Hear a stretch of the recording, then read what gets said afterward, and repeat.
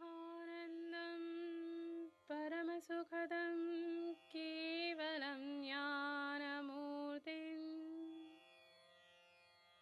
द्वन्द्वातीतं गगनसदृशं तत्त्वमस्यादिलक्ष्यम् एकं नित्यं विमलमचलम् सर्वधी साक्षिभूतं भावातीतं त्रिगुणरहितं सद्गुरुं तं नमामि। आप सभी को नमस्कार। धर्मधारा के सत्संग श्रृंखला में मैं तनुजा ठाकुर आपका हार्दिक स्वागत करती हूँ। हमारे श्री गुरु एवं वैदिक उपासना पीठ के प्रेरणा स्रोत परात्पर गुरु परम पूज्य डॉक्टर जयंत बाळाजी आठवले एवं हमारे आराध्य देव भगवान शिव के चरणों में वंदन कर आज का सत्संग आरंभ करती हूँ। आज का विषय है प्रार्थना। प्रार्थना शब्द प्र एवं अर्थ इन शब्दों से बना है। भक्ति योग अनुसार साधना करने वाले सभी साधकों के लिए प्रार्थना का विशेष महत्व है। प्रार्थना ईश्वर के साथ अनुसंधान करने का एक सरल और सहज साधन है। ईश्वर, गुरु या अपने आराध्य देवता से आर्तता से इच्छित वस्तु मांगने को प्रार्थना कहते हैं। प्रार्थना में आदर, प्रेम, विनती, श्रद्धा एवं शरणागति की भावनाएं अंतर्भूत होती हैं। वस्तुतः प्रार्थना ईश्वर से संवाद साधने का एक सूक्ष्म माध्यम है, जहाँ भक्त स्वयं का कर्तापन ईश्वर को अर्पण कर देता है। अब हम प्रार्थना का महत्व क्या है यह जान लेते हैं। प्रार्थना से देवता के प्रति प्रेम एवं आदर उत्पन्न होता है, साथ ही इच्छित कार्य में सफलता प्राप्त होती है। प्रार्थना करने से मन शांति भी मिलती है। प्रार्थना भक्ति योग के उपासक को स्थूल से सूक्ष्म की ओर ले जाने वाला एक सरल माध्यम है। साधना करते समय ईश्वर के सायुज्य में रहना अति महत्वपूर्ण होता है। संपूर्ण दिवस संक्षिप्त अंतराल में प्रार्थना करने से ईश्वर से अनुसंधान साधना सरल हो जाता है। प्रार्थना से देवता के प्रति श्रद्धा एवं भाव की निर्मिति में सहायता मिलती है। प्रार्थना के अनेक प्रकार होते हैं, जैसे सकाम प्रार्थना और निष्काम प्रार्थना, व्यष्टि प्रार्थना और समष्टि प्रार्थना, सगुण स्तर की प्रार्थना एवं निर्गुण स्तर की प्रार्थना। सर्वप्रथम हम सकाम प्रार्थना एवं निष्काम प्रार्थना के विषय में जानेंगे। जब कोई व्यक्ति किसी विशेष इच्छा पूर्ति हेतु ईश्वर या अपने आराध्य देवता से निवेदन करता है, उसे सकाम प्रार्थना कहते हैं। सकाम प्रार्थना से आध्यात्मिक प्रगति नहीं होती है। इसके विपरीत उस इच्छा को पूर्ण करने में साधना व्यय हो जाती है। निष्काम प्रार्थना अर्थात जब कोई साधक अपनी साधना में आने वाली अड़चनों को दूर करने हेतु या अनिष्ट शक्तियों से रक्षण हेतु या मात्र ईश्वरीय कृपा पाने हेतु प्रार्थना करता है, तो उसे निष्काम प्रार्थना कहते हैं। ऐसी प्रार्थनाओं से अनिष्ट शक्तियों से रक्षण तो होता ही है, साथ ही ईश्वरीय कृपा संपादित होती है एवं आध्यात्मिक प्रगति होती है। जब कोई व्यक्ति स्वयं की इच्छा पूर्ति हेतु प्रार्थना करता है, तो उसे व्यष्टि प्रार्थना कहते हैं, एवं जब समष्टि हितार्थ प्रार्थना किया जाता है, तो उसे समष्टि प्रार्थना कहते हैं। राष्ट्र रक्षण एवं धर्म जागृति हेतु किए जाने वाले प्रार्थनाओं को समष्टि प्रार्थना कहते हैं, एवं यह निष्काम प्रार्थना की श्रेणी में आता है, क्योंकि इसमें बहुजन हिताय एवं बहुजन सुखाय की भावना होती है। प्रार्थना के भी सगुण और निर्गुण स्तर होते हैं। जब प्रार्थना शब्द के माध्यम से हो, उसे सगुण प्रार्थना कहते हैं, एवं जब प्रार्थना में मात्र शरणागति एवं कृतज्ञता का भाव हो और वह निःशब्द हो, उसे निर्गुण प्रार्थना कहते हैं। सामान्यतः उच्च कोटि के साधक एवं संतों की प्रार्थना निर्गुण स्तर की होती है। अब हम दूसरों के लिए प्रार्थना कब करना चाहिए यह जान लेते हैं।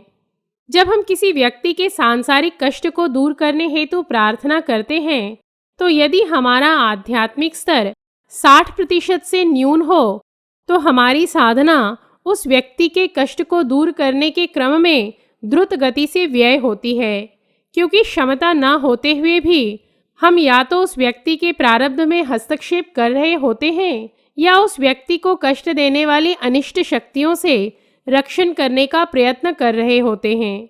दोनों ही स्थितियों में हमारी साधना व्यय हो जाती है। अतः आध्यात्मिक क्षमता न होते हुए भी भावना में बहकर दूसरों के लिए प्रार्थना करना अयोग्य है। इसके विपरीत साधना कर अपनी आध्यात्मिक क्षमता को बढ़ाकर हम मात्र अपने संकल्प शक्ति से अनेक व्यक्तियों का कल्याण कर सकते हैं। जब हमारा आध्यात्मिक स्तर 60% से अधिक हो जाता है, तो हम में आध्यात्मिक रूप से संकल्प करने की शक्ति निर्माण हो जाती है। हमारे ऋषि मुनि एवं संतों ने अनेक प्रार्थनाएं लिखी हैं, जिसे हम अनेक बार स्तोत्र के रूप में पठन भी करते हैं। उसमें भी उनके संकल्प समाहित होने के कारण वे चिरंतन फलदायी होते हैं। संकल्प शक्ति के साथ ही प्रार्थना का यशस्वी होना प्रार्थना करने वाले के भाव पर निर्भर करता है। वर्तमान काल में अनेक साधकों को सूक्ष्म जगत की बलाढ्य आसुरी शक्तियों के कारण अत्यधिक कष्ट हो रहे हैं। ऐसी स्थिति में प्रार्थना अनिष्ट शक्तियों से रक्षण हेतु एक प्रभावी माध्यम है। एक महत्वपूर्ण तथ्य जान लें, जब हम सांसारिक वस्तुओं की पूर्ति हेतु प्रार्थना करते हैं तो हमारी साधना व्यय होती है, किंतु वर्तमान समय में सूक्ष्म जगत की अनिष्ट शक्तियों का कष्ट अपने चरम पर है। ऐसी स्थिति में जब उन कष्टों के निवारणार्थ प्रार्थना किया जाता है तो उसमें साधना का व्यय नहीं होता। उदाहरण के रूप में यदि किसी स्त्री का बार बार गर्भपात हो रहा हो और वह अपने आराध्य से इस प्रकार प्रार्थना करती है कि हे प्रभु, मेरा गर्भपात ना हो एवं मुझे संतान सुख प्राप्त हो सकता है इस सुख को पाने हेतु उसकी साधना व्यय हो जाए। किंतु यदि वही स्त्री इस प्रकार प्रार्थना करती है कि यदि मेरा गर्भपात अतृप्त पितरों के कारण हो रहा है और इस कारण मुझे संतान सुख प्राप्त नहीं हो पा रहा है, तो आप ही हमारा उनसे रक्षण करें एवं हमारे भाग्य में यदि संतान सुख है तो वह हमें प्राप्त होने दें। ध्यान रखें, दूसरे प्रकार की प्रार्थना से उस स्त्री की साधना का व्यय नहीं होगा। वर्तमान काल में अनेक साधकों ने मुझसे कहा है कि अनेक बार उनका नाम जप प्रयत्न करने पर भी नहीं हो पाता है और इससे उन्हें ग्लानि होती है। ऐसी स्थिति में बार बार अपने सद्गुरु या आराध्य देवता से प्रार्थना करें, और यदि आपका नाम जप अनिष्ट शक्तियों के कारण नहीं हो रहा है तो प्रार्थना करने पर वह स्वतः ही आरंभ हो जाएगा। अनिष्ट शक्तियों से रक्षण हेतु प्रार्थना एवं नाम जप सबसे सरल एवं श्रेष्ठ साधना है। प्रार्थना को अपनी दिनचर्या का अविभाज्य अंग बनाएं। प्रत्येक व्यक्ति ने प्रार्थना अधिक से अधिक करना चाहिए, अर्थात प्रत्येक कृति यदि प्रार्थना से आरंभ हो एवं कृतज्ञता से समाप्त हो और उस मध्य किए जाने वाले कर्म में अखंड नाम जप हो, तो ऐसी स्थिति में वह कर्म यज्ञ कर्म बन जाता है। फलस्वरूप उस कर्म का कर्मफल निर्माण नहीं होता है। प्रार्थना करते समय एक आराध्य का ध्यान करें, जिससे एकाग्रता एवं भाव दोनों में वृद्धि हो सके। प्रार्थना हम कहीं भी, कभी भी, किसी भी स्थान पर एवं किसी भी भाषा में कर सकते हैं। प्रार्थना में निरंतरता लाने हेतु इस प्रकार प्रयास कर सकते हैं। प्रार्थना करने का स्मरण होने हेतु घर के दर्शनीय भाग, उदाहरण के रूप में अलमारी पर प्रार्थना का कागज चिपकाएं। यथासंभव कार्यालय में अपने पटल पर अर्थात टेबल पर कांच के नीचे प्रार्थना लिखकर रखें। संगणक के पर्दे पर अर्थात कंप्यूटर स्क्रीन पर भी प्रार्थना रखी जा सकती है। चलभाष संच अर्थात मोबाइल हो तो उस पर भी प्रत्येक 15 मिनट के उपरांत प्रार्थना हेतु गजर अर्थात अलार्म लगाएं। एक कागज पर प्रार्थना लिखें एवं वह कागज किसी मोटे पुट्ठे पर चिपका लें अथवा उसे लैमिनेट करवा लें।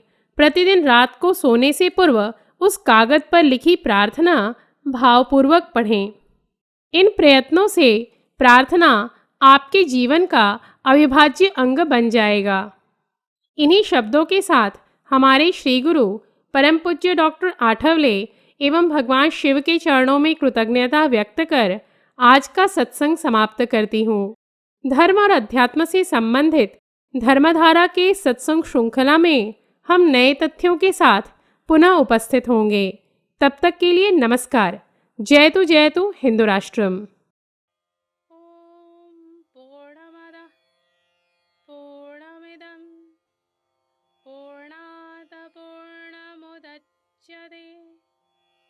पूर्णस्य पूर्णमादाय पूर्णमेवावशिष्यते।